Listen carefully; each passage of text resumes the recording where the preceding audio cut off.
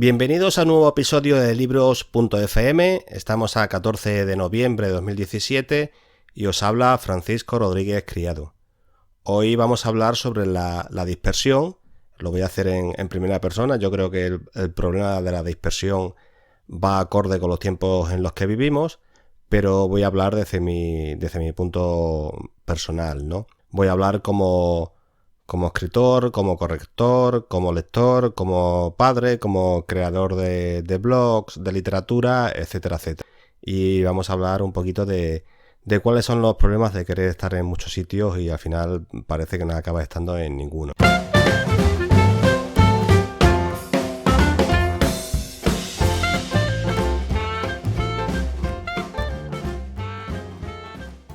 Vamos a hablar, por ejemplo, desde el punto de vista de la creación de una red de blogs que yo me propuse hacer y estoy trabajando en ella en la medida de lo posible. Y es que la tentación de crear un segundo sitio es grande, ¿verdad? Yo empecé hace ya bastantes años con narrativabreve.com, que la verdad es que estoy muy contento porque el blog cada vez se lee más. Ahora mismo está en una posición envidiable se está leyendo más de 800.000 páginas vistas todos los meses, ¿no? Eso, por una parte, me satisface. Lo que ocurre es que uno se deja llevar un poco por ese pequeño éxito y dice, si me ha ido bien con este blog, voy a intentar crear un segundo sitio, ¿no? Así multiplico las visitas, potencio la comunidad, puedo hacer link building entre los blogs, puedo agrandar mi marca personal, etcétera, etcétera. Y ya puestos, ¿por qué no crear un tercero, un cuarto, un quinto o un sexto sitio web, ¿no? ¿Por qué no hacer una red de blogs? Que eso es lo que yo hice y en lo que, en la medida de lo posible, pues como digo, estoy trabajando, ¿no? Tengo blogs tengo grandeslibros.es, corrección y estilo.com, escribir y corregir.com, etcétera, etcétera, ¿no? Además de ya citado narrativa breve, ¿no?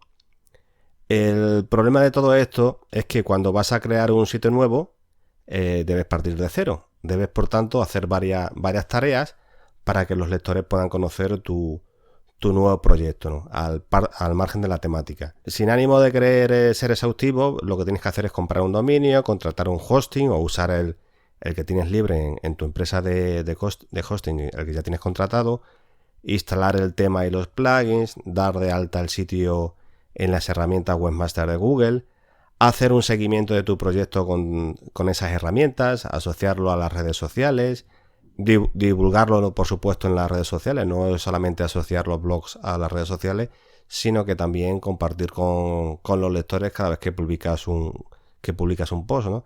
Hacer una estrategia de SEO para que los buscadores lo tengan en cuenta. O gastas en publicidad o redactas mucho contenido, porque un blog vacío no es un blog. En mi caso, como soy redactor, pues no gasto nada en publicidad, pero sí que lo gasto en energías y en trabajo, ¿no? Y tienes que conseguir que Google lo indexe primero y que escale posiciones después. Todas estas cosas me las he planteado después de tener, como digo, 8 blogs dedicados al lenguaje, a la corrección de estilo, a la literatura, a los cuentos, etcétera, ¿no? Y es que aunque parezca una tautología, cuando creas un blog estás obligado a crearlo, es decir, tienes que partir de cero.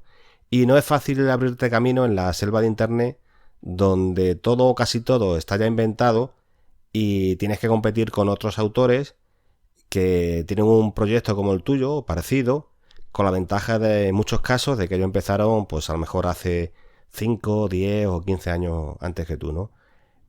Por poner un ejemplo, es bastante difícil que un blog que empiece ahora, centrado, enfocado en la narrativa breve, en los cuentos, etcétera, pues pueda conseguir tantas visitas como narrativa breve. Lo puede conseguir, pero con el paso de los años, ¿no? Esa es la ventaja de llevar ya un tiempo trabajando en tus proyectos, ¿no? Como digo, la gente que lleva ya muchos años, pues te va a ganar en todo. Lleva mucho tiempo redactando contenidos, haciendo SEO, generando comunidad, aportando valor a los lectores, etcétera. Es decir, que todo lo que tú pretendes hacer, ellos ya lo han hecho, y en los casos de éxito, en aquellos blogs, en aquellas páginas web o aquellos youtubers que tienen éxito, pues lo suelen hacer a diario y posiblemente encuentren con un equipo que les eche una mano. Y tú empiezas de cero y estás solo, ¿no? Es cierto que puedes contratar los servicios de uno o varios redactores, pero esa es una apuesta ya seria, pues tiene un costo económico que puede que recuperes y puede que no recuperes, ¿no? Entonces yo me pregunto si merece la pena dispersarse. Yo estoy hablando en este caso de blogs de literatura, pero como digo, puede ser de blogs de otra temática, etcétera, ¿no? Yo creo que aquí la clave es el tiempo. Antes de lanzarte a un nuevo proyecto, nos deberíamos de preguntar cuánto tiempo vamos a poder dedicarle a ese proyecto, ¿no? Cualquiera se habrá dado cuenta de que muchos blogueros o youtubers han de estar una y otra vez pidiendo perdón a su audiencia o a sus lectores por no haber trabajado en su sitio últimamente por falta de tiempo. Seguramente porque están trabajando más proyectos de los que pueden abarcar. Y esa es la clave, insisto, el tiempo, ¿no? Si no puedes dedicarle tiempo a tu proyecto, si no puedes, por ejemplo, redactar un par de posts, en caso de que sea un proyecto escrito, a la semana, si no dispones de varias horas para promocionarlo en las redes sociales, pues va a ser difícil que consigas nada con él, ¿no? Indexar un sitio en los buscadores y conseguir que alcance una buena posición, pues no es tarea fácil, ¿no? Hablemos un poquito de Google, porque Google es un factor determinante para aquellas personas que nos dedicamos a crear blogs o a trabajar en ellos, ¿no? Y entonces tiene muy en cuenta la periodicidad con la que trabajas en tu sitio, ¿no? Si no publicas con asiduidad, estás condenado al fracaso. Y la prueba es que las webs que están aparcadas o poco actualizadas acaban hundiéndose en el buscador. Lo que quiere Google es que trabaje, a ser posible a diario, pues es un jefe muy, muy exigente, y si no vas a seguir sus pautas, sus normas, te garantizo que vas a tener poco éxito con él, ¿no? Este es el motivo por el que algunos influencers aglutinan todos sus proyectos en uno solo. Prefieren tener un dominio a tener 10, y es que poner demasiados huevos en demasiados cestos a veces no es una gran idea.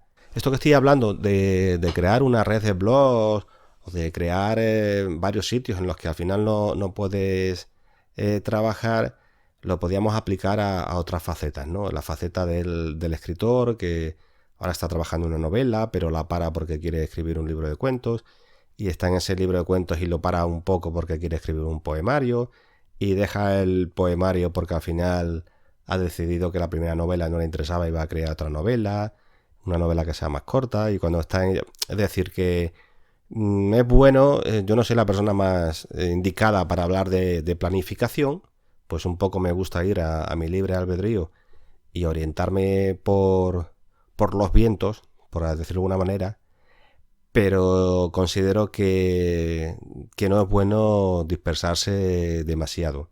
Como corrector de estilo, bueno, pues en los últimos tiempos me están entrando bastante trabajo, y ha habido momentos en que me he juntado con 4 manuscritos más algunos trabajos que hago de redacción, y al final pues he decidido parar un poquito, y aquellos trabajos que yo vea que no voy a poder atenderlos, pues directamente hablar con el autor y decirle: mira, lo siento, pero no, ahora mismo no te puedo dar un presupuesto porque es que no tengo tiempo.